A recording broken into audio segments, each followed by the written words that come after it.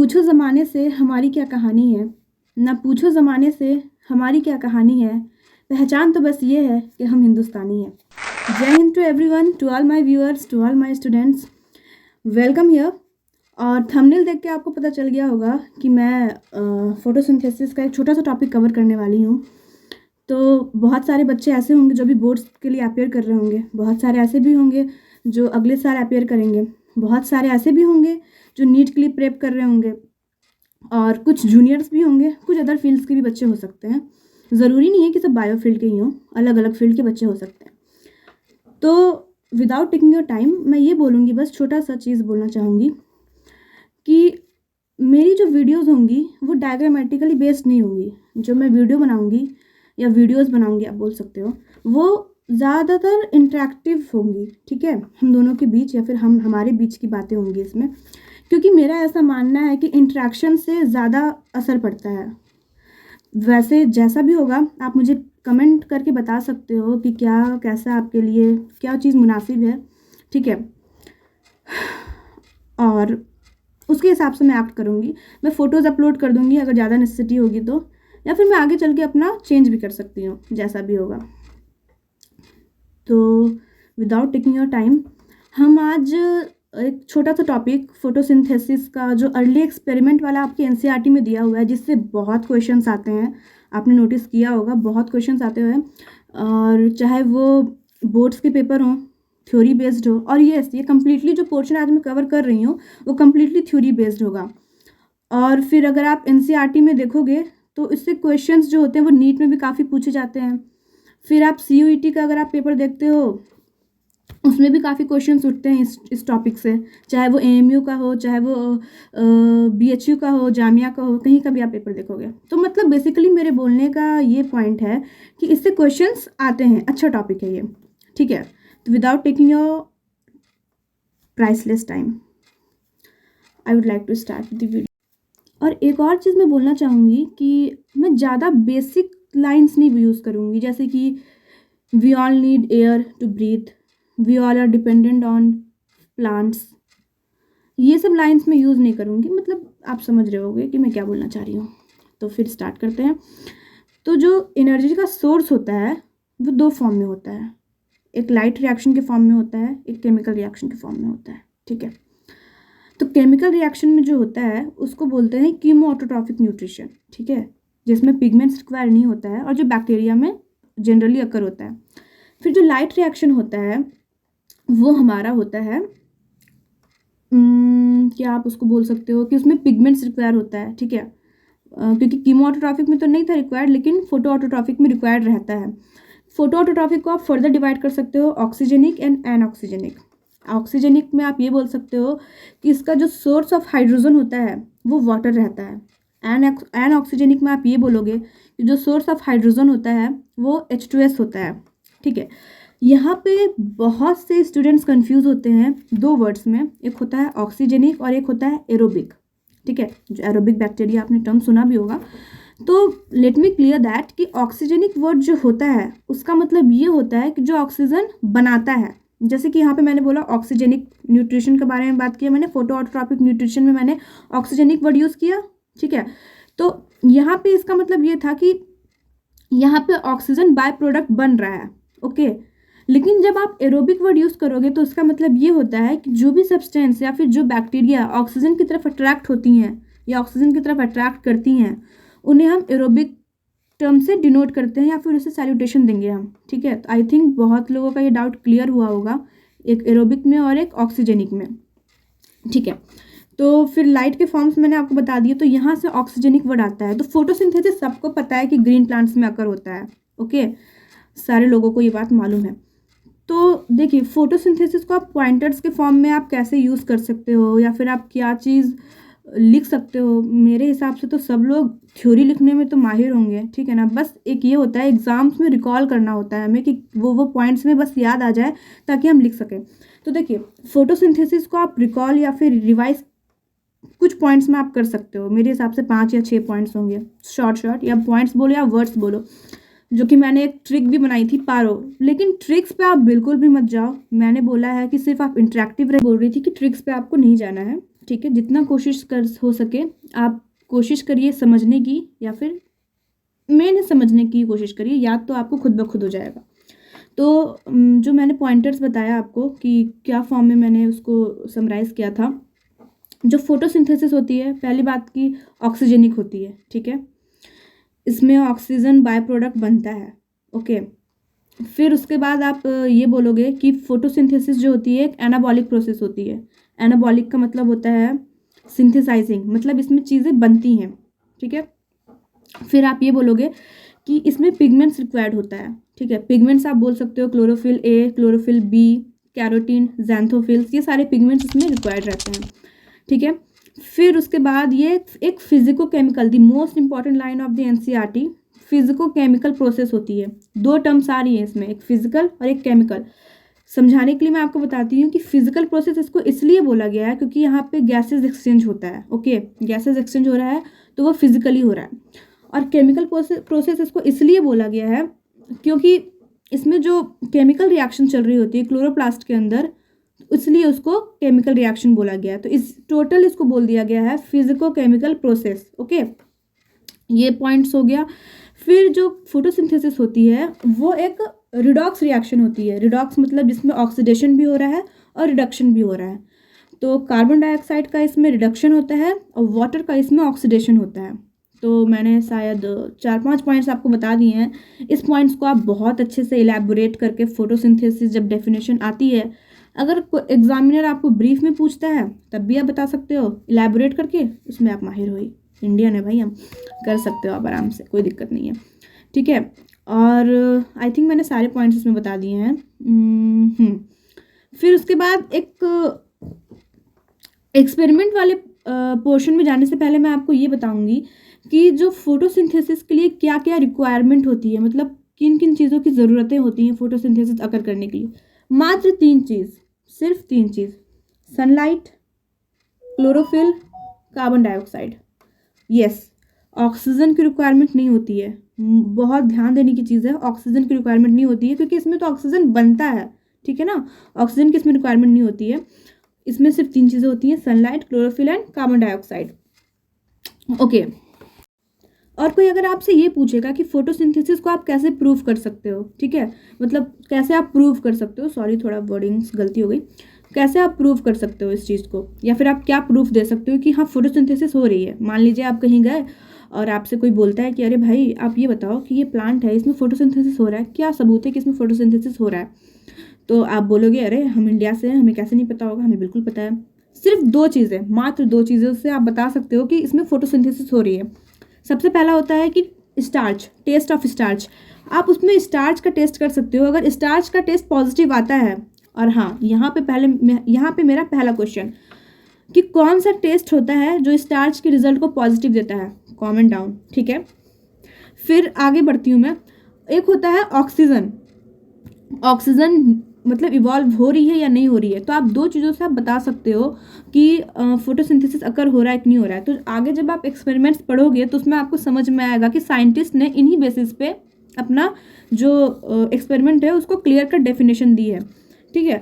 तो early experiment से पहले एक छोटा सा पोर्शन एनसीईआरटी में दिया हुआ है जिसमें उन्होंने 2 एक्सपेरिमेंट कवर किए हैं। एक स्टार्च एक्सपेरिमेंट है और एक मोल्स हाफ लीफ एक्सपेरिमेंट है। बहुत ही सिंपल सा एक्सपेरिमेंट है और बहुत ही इंटरेस्टिंग एक्सपेरिमेंट है। स्टार्च एक्सपेरिमेंट में एक एनसीईआरटी ने टर्म यूज़ किया है वेरीजेटेड लीफ। तो वेरीजेटेड लीफ का मतलब ये होता है, जैसे मान लीजिए कोई एक पत्ती है, ठीक है, उस एक पत्ती तो होती है जो बिल्कुल ग्रीन कलर की होती है, ठीक है, कोई दिक्कत नहीं है उसमें, वो नॉर्मल लीफ है। एक पत्ती ऐसी भी होती है जिसमें पैचेस होते हैं, ठीक है, भद्दे होते हैं, मतलब उसमें बहुत सारे, कोई कहीं कहीं पर डार्क कलर का पैचेस होगा, कहीं ग्रीन कलर होगा, लाइट ग्रीन होगा, कहीं येलो होगा, और कहीं कहीं पे अगर आप देखोगे ना तो डार्क स्पॉट भी होता है, मतलब ब्राउन कलर का, ठीक है। तो उसको वेरीजेटेड लीफ बोलते हैं। या वेरीजेटेड लीफ की जगह एनसीईआरटी ने एक और एब्रिविएशन यूज़ किया है कि अगर आप कोई लीफ लेते हो, मान लीजिए ये हैंड जो है ये मेरा लीफ है, और इसको आपने हाफ जो है वो एक मिनट, मान लीजिए ये पिंक पेपर है, अभी फ़िलहाल के लिए आप इसको एज्यूम कर लो कि ब्लैक पेपर है, एज्यूम कर लो, आप कर सकते हो, ठीक है। तो मान लीजिए मेरे ये जो लीफ है, ये हैंड नहीं है, ये लीफ है, ये हाफ कवर्ड है ब्लैक पेपर से, ठीक है। तो मैं आपको शो कर रही थी कि ये जो लीफ है वो मेरा कवर्ड है ब्लैक पेपर से। तो वो जो साइंटिस्ट थे जिन्होंने एक स्टार्च एक्सपेरिमेंट किया था, तो उन्होंने यही लीफ को, हाफ लीफ को ब्लैक पेपर से कवर करके लाइट में रख दिया था, लाइट के एक्सपोजर में उसको रख दिया था। तो वो क्या ऑब्जर्व करते हैं कि जो लीफ कवर्ड थी डार्क ब्लैक पेपर से, जो लीफ कवर थी और जो लीफ अनकवर्ड थी, दोनों के ऊपर स्टार्च का टेस्ट किया। तो रिजल्ट ये आता है कि जो लीफ अनकवर्ड थी उसमें रिजल्ट जो है वो पॉजिटिव आया, मतलब स्टार्च का रिजल्ट पॉजिटिव आया। और जो लीफ कवर्ड थी वो रिजल्ट नहीं देता है। तो मैंने आपसे पहले ही बोला था कि इस फोटोसिंथेसिस के लिए अगर आपसे कोई मांगता है कि क्या दो चीज़ हैं या क्या प्रूफ है कि फोटोसिंथेसिस कर रहा है, तो मैंने आपको दो चीज़ें बताई थी। एक ये बताई थी कि स्टार्च अपीयर होना चाहिए, मतलब पॉजिटिव रिजल्ट आना चाहिए। दूसरा मैंने ये बताया था कि ऑक्सीजन निकलना चाहिए। तो पहला तो इसमें आ रहा है, यानी कि ये फोटोसिंथेसिस करेगा, ठीक है।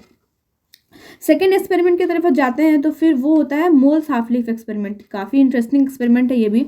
इसमें क्या होता है कि साइंटिस्ट जी जो हैं वो एक बीकर लेते हैं, ठीक है। उस बीकर में उन्होंने KOH पोटेशियम हाइड्रोक्साइड को कॉटन में डाला, ठीक है।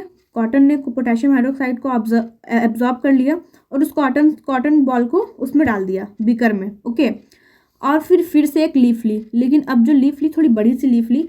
तो उस लीफ की जो आधी पोर्शन थी वो तो अंदर थी बीकर के। मान लो ये हाथ मेरा बीकर है, ठीक है।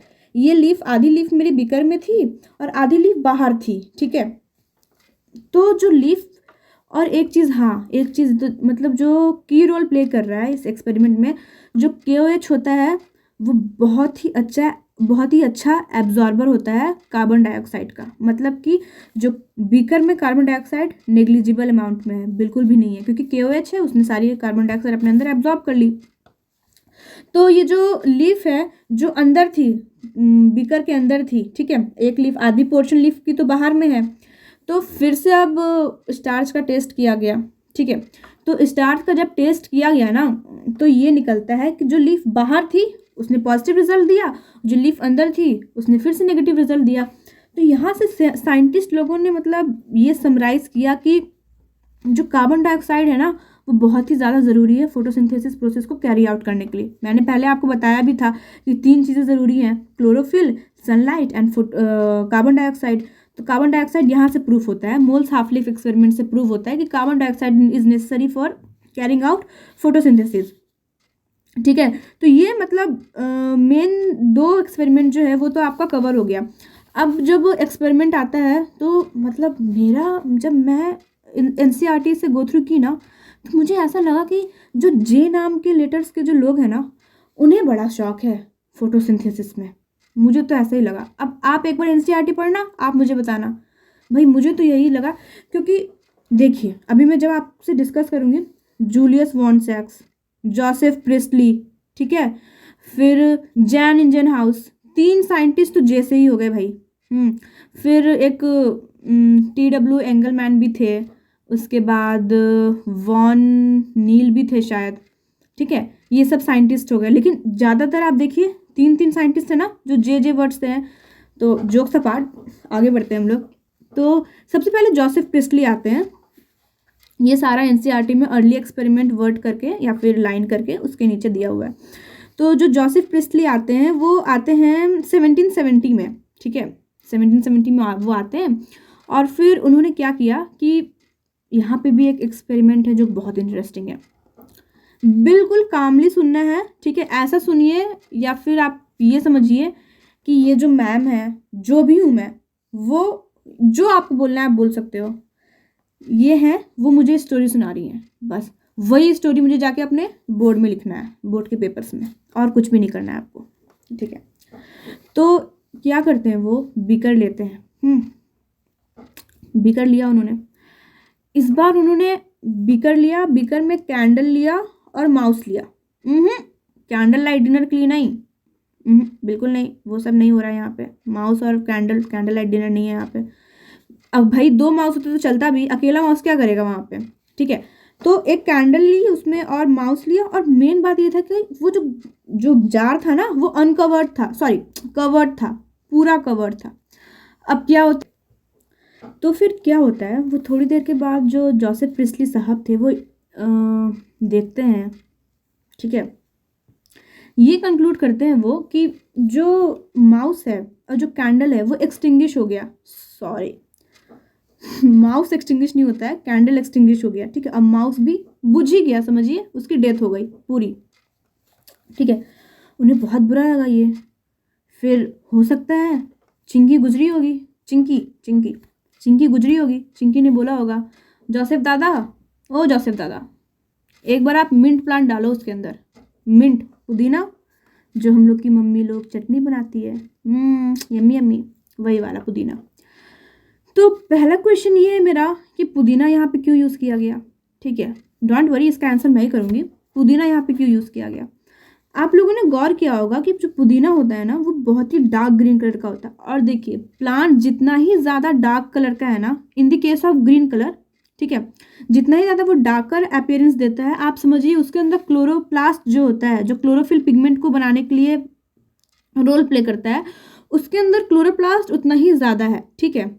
तो क्लोरोप्लास्ट ज़्यादा है मतलब कि ऑक्सीजन ज़्यादा बनेगी, सिंपल सी बात है, कॉन्सेप्चुअल है ये, ठीक है।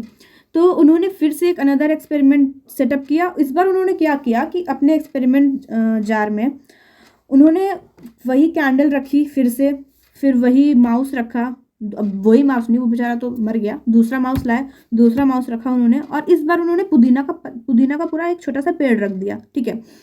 फिर वो ऑब्जर्व करते हैं कि अरे हाँ, चिंकी तो बिल्कुल सही बोल के गई है, माउस तो जिंदा है और ये कैंडल भी एक्सटिंग्विश नहीं हुई है, बिल्कुल एकदम अच्छी तरह से लिटअप है। तो वो सोचने लगे, बोले अच्छा क्या चक्कर है ये।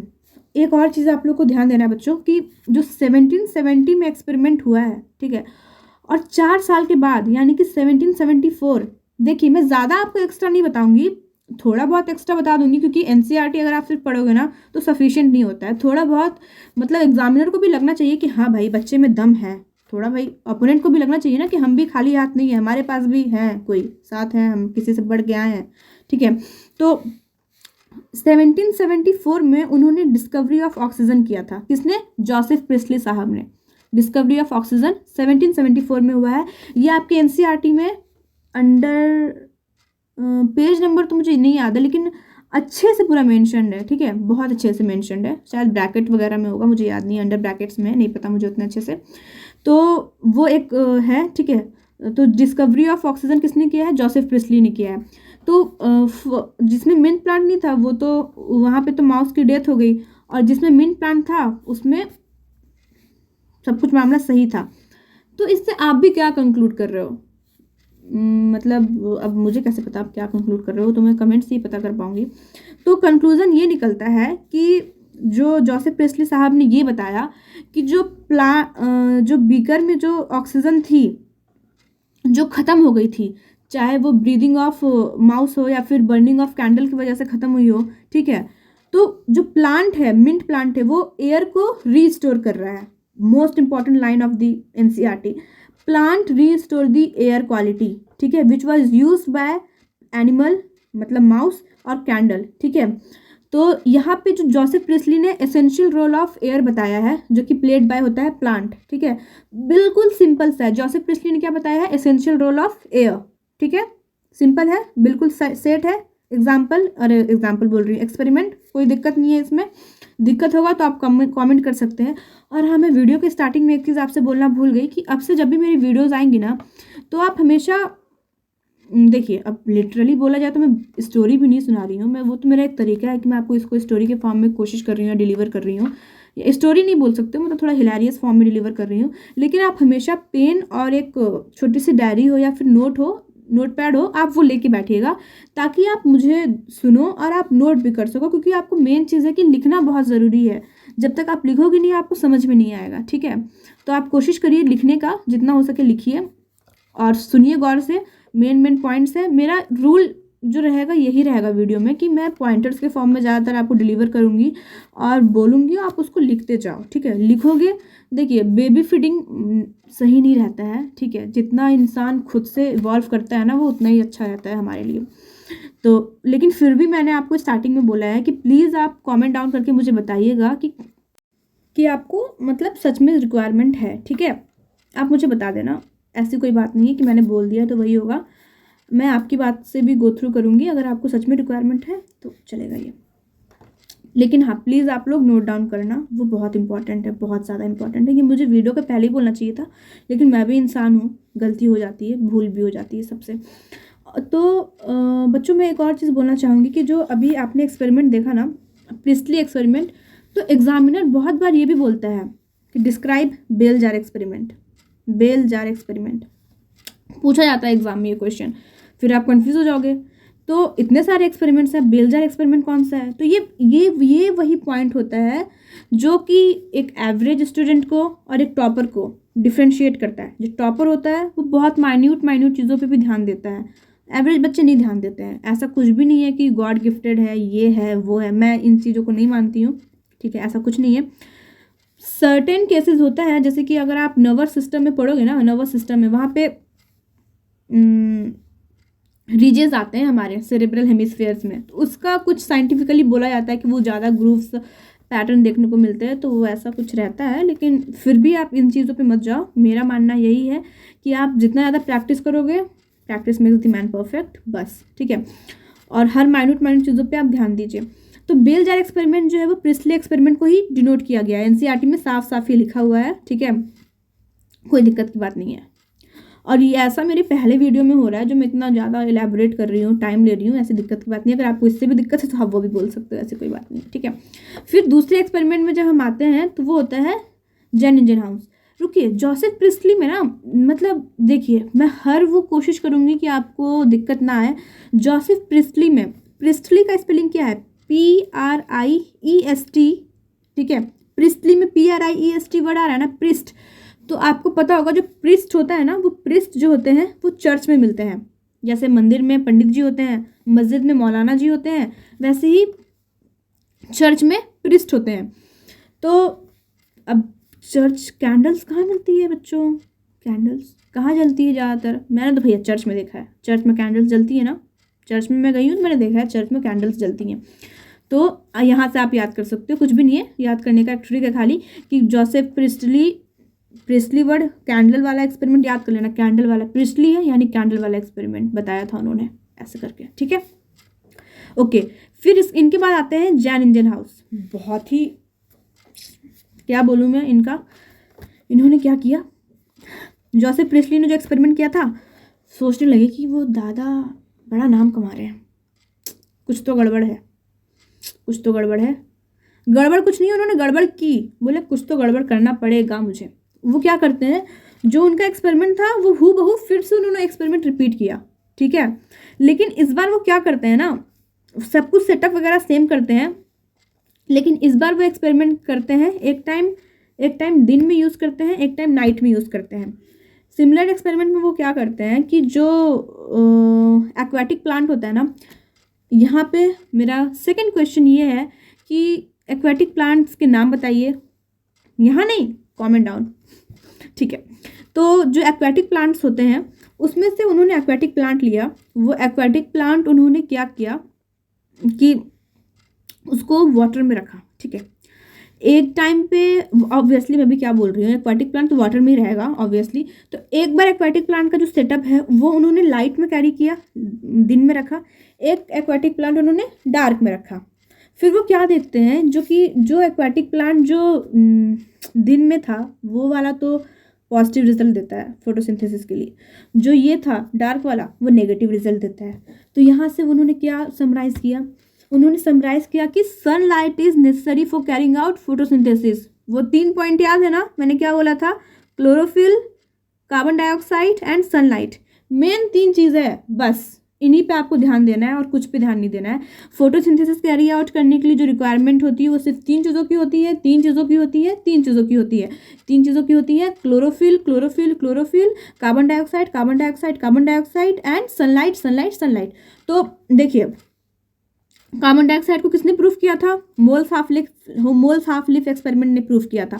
फिर यहाँ पे जो ये आता है सनलाइट, किसने प्रूफ किया, sunlight is necessary for experiment, इन्होंने जैन इंजन हाउस ने किया ना प्रूफ, ठीक है।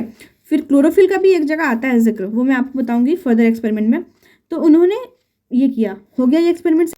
अच्छा, मैंने आपको ये भी बताया था कि उन्होंने सिमिलर सेटअप किया था। तो सिमिलर सेटअप किया था इसका मतलब उन्होंने पूरा किया होगा, वो कैंडल वगैरह और फिर वो माउस वगैरह, हाँ बिल्कुल किया था, लेकिन उन्होंने सनलाइट में किया था। तो एनसीईआरटी में ये लाइन लिखी भी हुई है कि sunlight is necessary for carrying out photosynthesis. और जो सनलाइट होती है वो जो भी एयर ब्रीदिंग एनिमल से जो फॉल हो जाती है, फॉल मतलब कि ख़राब हो जाना, सड़ जाना, जिसकी वजह से एक्सटिंग्विश हो गई थी कैंडल, वो उसको रिकवर करती है सनलाइट। ऐसा लाइन लिखा हुआ है एनसीईआरटी में, आप उसको गो थ्रू कर सकते हो, ठीक है। वो लाइन मुझे पहले बताना था। फिर अब जो वो ये जैन इंजन हाउस का जो एक्सपेरिमेंट है उससे आप क्या सीखते हैं, उन्होंने एक बहुत इंपॉर्टेंट लाइन जो है, कंक्लूजन है जो इनकी लाइन का, वो क्या रहता है कि जो जहाँ से एक्वेटिक प्लांट है ना, एक्वेटिक प्लांट में जब लाइट पड़ती है तो वो देखते हैं कि छोटे छोटे बुलबुले होते हैं ना, बबल्स, वो निकल रहे होते हैं लाइट में ही। मतलब क्या बोल रही हूँ मैं, बबल्स निकल रहे होते हैं, ठीक है। तो वो जो बबल्स होते हैं, फिर जब फर्दर एक्सपेरिमेंट किया जाता है तो वो पता चलता है कि वो ऑक्सीजन है। क्या है? ऑक्सीजन है। अब यहाँ पे फिर से कॉन्ट्रोवर्शियल पॉइंट आता है जहाँ बच्चे फिर कंफ्यूज होते हैं या फिर एग्जामिनर फिर उन्हें ट्रैप करने की कोशिश करता है, ठीक है। एक मैंने ऑक्सीजन वर्ड बताया था कि डिस्कवरर ऑफ ऑक्सीजन कौन है? Joseph priestly. जोसेफ प्रिस्टली है। और जैन इंजन हाउस, वो डिस्कवरर ऑफ ऑक्सीजन नहीं है, बिल्कुल नहीं है। जोसेफ प्रिस्टली ने 1774 में ही ऑक्सीजन की डिस्कवरी कर दी थी। लेकिन ये जो है जैन इंजन हाउस है, इन्होंने ये बताया कि जो ग्रीन प्लांट्स हैं वो ऑक्सीजन को इवॉल्व करते हैं, इन्होंने ये बताया था। तो please students, please please please मेरे बच्चों, ये कंफ्यूज आप बिल्कुल मत होना कि ऑक्सीजन की डिस्कवरर जो है वो जैन इंजन हाउस है, नहीं, दोनों लाइंस अलग अलग हैं। उन्होंने प्रॉपरली डिस्कवर किया था जोसेफ प्रिस्टली ने, और जैन इंजन हाउस ने ये बताया था कि जो ग्रीन प्लांट्स हैं वो ऑक्सीजन इवॉल्व करते हैं, जो बबल्स के फॉर्म में ऑक्सीजन इवॉल्व हुआ है वो green part of the plant से हुआ है, ठीक है। 2 एक्सपेरिमेंट हम लोगों ने कवर कर लिया है। अब आती है बारी जूलियस वॉन सैक्स की, ठीक है। जूलियस वॉन सैक्स की बारी आती है। तो जूलियस वॉन सैक्स भी बड़े मस्त आदमी थे। उन्होंने बताया तीन चीज़, तीन कीवर्ड आप याद रखो। ग्लूकोज, मेरे पीछे बोलो आप लोग, ग्लूकोज, ठीक है। स्टार्च, बोल रहे हो ना, स्टार्च, क्लोरोफिल, 3 वर्ड्स। ये 3 लाइन में ही एनसीईआरटी ने अपना खेल खेला है। तो क्या है कि जो क्या है, जे देखो मैं कंफ्यूज हुई ना, आप लोग भी कंफ्यूज हो जाओगे। तो क्या था? जूलियस वॉन सैक्स, हाँ वॉन सैक्स, वो क्या बताते हैं कि जो ग्लूकोज होता है ना वो green part of the plants में स्टोर रहता है। लीव्स की जो ग्रीन पार्ट्स होती है ना वहाँ स्टोर रहता है, और जो ग्लूकोज रहता है वो स्टोर होता है in the form of starch. Glucose is stored in the form of starch in the green area of the plants, ठीक है, नो डाउट। फिर जो ग्रीन एरिया प्लांट्स के होते हैं उसमें क्लोरोफिल होता है। जो क्लोरोफिल कहाँ से बनता है, उसका जो ऑर्गन होता है वो क्लोरोप्लास्ट होता है, डिस्क शेप स्ट्रक्चर होता है क्लोरोप्लास्ट, ठीक है।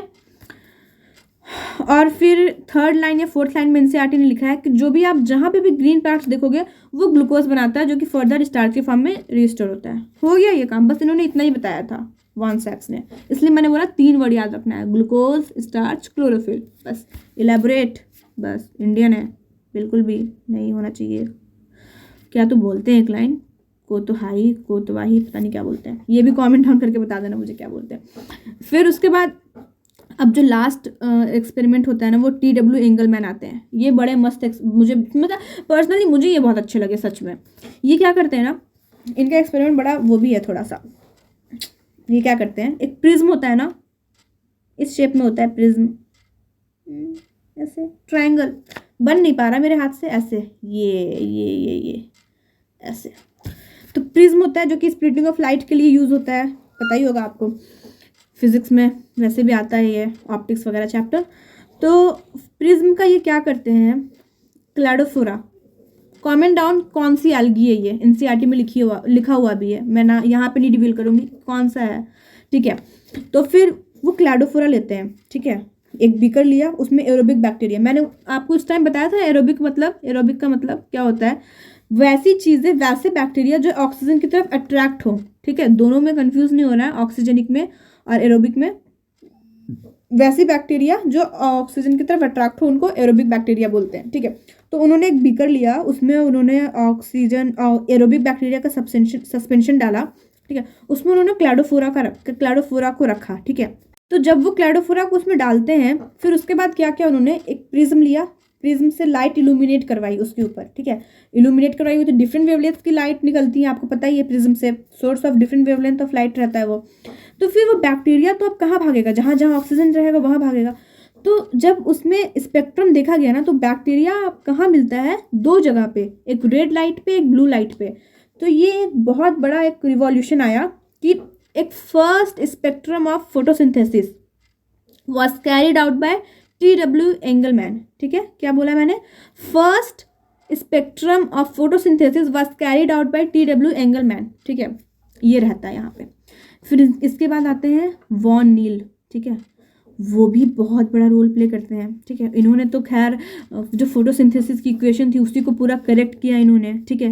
इन्होंने पर्पल और ग्रीन सल्फर बैक्टीरिया पे बताया था कि सिर्फ और सिर्फ H2O से ही नहीं हाइड्रोजन ले सकते हैं हम, H2S भी ऑक्सीजन सब्स्टिट्यूएंट होते हैं या ऑक्सीजन कंपोनेंट होते हैं, जो हमें वहाँ से भी हम हाइड्रोजन ले सकते हैं ऑक्सीजन कंपोनेंट से, ठीक है। H2S जो कि पर्पल और ग्रीन सल्फर बैक्टीरिया में यूज होता है।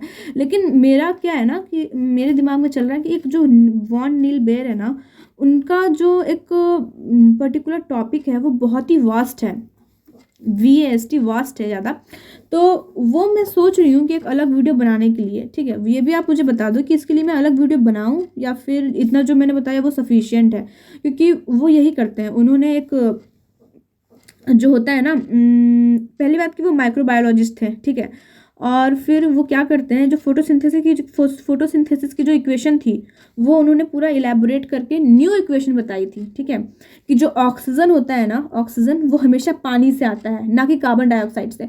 बहुत कंट्रोवर्सी हुई थी इन चीज़ों पे, कि जो ऑक्सीजन है, पहले का जो इक्वेशन था वो ये डिनोट कर रहा था कि जो ऑक्सीजन है वो कार्बन डाइऑक्साइड से आ रहा है, कार्बन डाइऑक्साइड से आ रहा है। लेकिन उन्होंने ये प्रूव किया था, या उन्होंने ये बताया था, प्रूव भी किया था, रेडियो एक्टिव आइसोटॉपिक टेक्निक से उन्होंने ये प्रूव किया था कि जो ऑक्सीजन है वो कार्बन डाइऑक्साइड से नहीं, वाटर से आता है हमारे पास, ठीक है।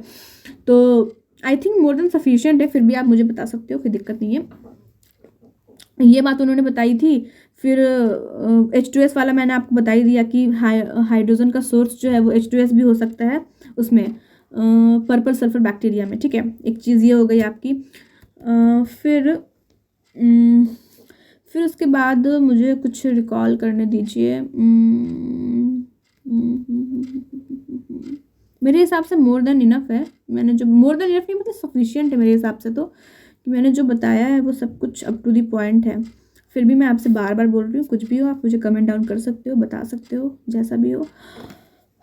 और कोई मैं मोटिवेशनल स्पीकर वगैरह कुछ भी नहीं हूँ, मैं जो भी हूँ रिलेटेबल चीज़ें बोलती हूँ, जो मुझे खुद फील होती है वही चीज़ मैं आपको बताती हूँ, या वही चीज़ मैं आपसे शेयर करूँगी, ठीक है। ऐसा कुछ नहीं है कि मैं अलग से कुछ बना के बोलूँगी या फिर कुछ भी, ऐसा कुछ नहीं है, ठीक है। आप लोग भी समझदार हो, समझ सकते हो, ऐसी बात नहीं है कि नहीं हो समझदार। और वीडियो में कोई बात अगर आपको मेरी बुरी लगी होगी या फिर कुछ आपको लगा होगा कि नहीं ये थोड़ा ऐसा वैसा है, तो आप वो भी मुझसे शेयर कर सकते हो, ठीक है। हाँ, बस थोड़ी इधर उधर की बातें नहीं होंगी, ठीक है। आप समझ रहे हो, समझदार हो माशाल्लाह आप लोग भी काफ़ी। फिर उसके बाद और मैं क्या बताऊँ आप लोगों को, एक आंसर राइटिंग के ना बहुत सारे टिप्स होते हैं। आंसर राइटिंग लिखने का तरीका होता है, जो भी बोर्ड्स के बच्चे होंगे उनको एक आंसर राइटिंग पे आप वीडियो अगर चाहते हो तो आप बता सकते हो, ठीक है। वो भी वीडियो मैं आप लोगों के लिए बना दूँगी, जैसा भी होगा आप लोग मुझे बताइएगा, ठीक है। और तो मैंने जो वॉन नील बेयर के बारे में बताया ना, वो मुझे लगा कि मोर देन सफिशिएंट है, ठीक है। क्योंकि वो एक लाइन आप ये ऐड कर सकते हो कि वो लाइट डिपेंडेंट रिएक्शन होता है, ठीक है, लाइट डिपेंडेंट होता है, उन्होंने ये बात बताई थी। वरना बेसिकली जो मेन लाइन ये है ना, उन्होंने बस ये प्रूव किया था, उन्होंने ये इन्फ्रेंस दिया था कि जो ऑक्सीजन होती है वो कार्बन डाइऑक्साइड से नहीं आती है, वो वाटर से आती है, ठीक है। ये लाइन उन्होंने बताई थी। और मैं तो ये बोलूँगी कि आप जब भी मेरा वीडियो देखो ना, ठीक है, तो आप NCERT रखा करो साथ में, क्योंकि मेरे वीडियोस में मोस्ट ऑफ द टाइम आपको हिलेरियस जोक्स मिल ही जाएंगे, क्योंकि मुझसे रहा ही नहीं जाता है बिना हिलेरियस जोक्स क्रैक, क्योंकि मैं चाहती हूँ कि पब्लिक जो है, बच्चे हैं, वो मुझसे बोर ना हो, ठीक है। स्माइल चाहती हूँ, हमेशा स्माइल करते रहा करिए प्लीज़। तो बस ये चाहते हैं हम कि आप लोग के चेहरे पर स्माइल बना रहे, तो मैं थोड़ी बहुत लेम जोक्स क्रैक कर देती हूँ। तो आप उस टाइम पे, जिस टाइम पे मैं जोक्स कर रही होती हूँ, उस टाइम पे आप NCERT से गो थ्रू कर लिया करिए, ठीक है। वो ज़्यादा आपके लिए टाइम सेविंग रहेगा, ठीक है। फिर फोटोसिंथेसिस की जो इक्वेशन है वो तो आपको पता होगी, 6 molecules of carbon dioxide, 6 molecules of carbon dioxide, 12 molecules of water, 6 molecules of carbon dioxide, 12 molecules of water. फिर ये गो थ्रू करता है सनलाइट से और क्लोरोफिल से, sunlight chlorophyll, sunlight chlorophyll, 6 molecules of water, 12 molecules of oxygen, नहीं 6 molecules of carbon dioxide, 12 molecules of water, ठीक है। फिर यहाँ पे क्या मिलेगा हमें, यहाँ पे मिलता है हमें ग्लूकोज C6H12O6, फिर 6 molecules of hydrogen, 6 molecules of water, 6 molecules of oxygen, ठीक है। नॉर्मल वे में बोलती हूँ, मैंने ज़्यादा बार बोला ना तो मैं कंफ्यूज खुद भी हो गई, थोड़ा रहता है। सिंपल सा है, क्या है, बहुत सिंपल सा, 6 CO2, 6 molecules of carbon dioxide plus 12 molecules of water, ठीक है। और फिर जब इसको सनलाइट से आप अंडरगो करोगे, सनलाइट और क्लोरोफिल दो, क्योंकि मैंने बोला था कि सनलाइट और क्लोरोफिल नेसेसरी है, ठीक है। कार्बन डाइऑक्साइड तो आप कैरी कर ही रहे हो गया ना फोटोसिंथेसिस के लिए 3 चीज़ें। तो 6 molecules of carbon dioxide, 12 molecules of water, तो ये मिलता है हमें ग्लूकोज C6H12O6, फिर 6 मॉलिक्यूल्स ऑफ वाटर और 6 मॉलिक्यूल्स ऑफ ऑक्सीजन, ठीक है। मैंने इतनी बार बोल दिया, अगर आपने डेस्परेट वे में सुना होगा तो आपको याद हो गया होगा, ठीक है। नो मैटर कि मेरी वीडियो लेंदी हुई है, पर्पस ये है कि एंड में आपके जहन मतलब कि हर्ट में उतरना चाहिए, मेन मोटिव यही रहेगा। अगर आपके जहन में उतरता है तो मेरी मेहनत समझिए कि मुकम्मल हुई, अगर नहीं उतरता है तो फिर मैं और अच्छी कोशिश करूँगी कि और अच्छे से मैं कोशिश करूँ आपके लिए। लेकिन हाँ, प्लीज़ मेरी आप लोगों से ये रिक्वेस्ट है कि आप लोग जब भी वीडियो देखो तो बाय हार्ट देखो, मतलब एक होता है ना इधर की परवाह है मुझे, ना इधर की परवाह है मुझे, परवाह है तो सिर्फ और सिर्फ अपने फ्यूचर की है, मुझे परवाह है तो सिर्फ और सिर्फ अपने मम्मी पापा की है, मुझे परवाह है तो सिर्फ और सिर्फ अपने मुल्क, अपने वतन हिंदुस्तान, सिर्फ उसकी परवाह है, मैं उसके लिए पढ़ रही हूँ या पढ़ रहा हूँ, ठीक है। बस इतना मैं बोलना चाहूँगी आप लोगों से। और वीडियो कैसा है वो ज़रूर आप मुझे बताइएगा, क्योंकि मेरा मानना ये है कि इंसान गलतियों से ही सीखता है, ठीक है। कोई शर्माने की बात नहीं है भाई, मैं भी इंसान हूँ, मुझसे भी गलतियाँ हो सकती हैं, आप लोगों से भी गलतियाँ हो सकती है, लेकिन मेन बात ये होती है कि इंसान गलतियों से कितना सीखता है, ठीक है। फिर मेरा जो मोटिव था वो तो मैंने सब कुछ आपके कवर कर दिया है, ठीक है। जो मुझे आपको बताना था वो मैंने सब आपको बता दिया है, बस आप लोग एक बार लिख लेना, गो थ्रू कर लेना अच्छे से, ठीक है। और लास्ट में मैं अपना वीडियो एंड करने से पहले ये बोलना चाहूँगी कि मिल सके आसानी से मिल सके आसानी से उसकी ख्वाहिश किसे है, रिपीट आफ्टर मी, मिल सके आसानी से उसकी ख्वाहिश किसे है, जिद तो उसकी है जो मुकद्दर में नहीं है। और यहाँ पे मैं एक और चीज़ बोलना चाहूँगी कि दिल से निकलेगी ना, क्या बोला मैंने, दिल से निकलेगी ना मर कर भी वतन की उल्फत, दिल से निकलेगी ना मर कर भी वतन की उल्फत, मेरी मिट्टी से खुशबुए वफा आएगी, ठीक है। तो इसी के साथ मैं अपना कार्यक्रम यहीं समाप्त करती हूँ। आप जो बोलिए, ठीक है। और मैं बार बार बोल रही हूँ कि कमेंट करके ज़रूर बताइएगा आपको कि वीडियो कैसा लगा, ठीक है।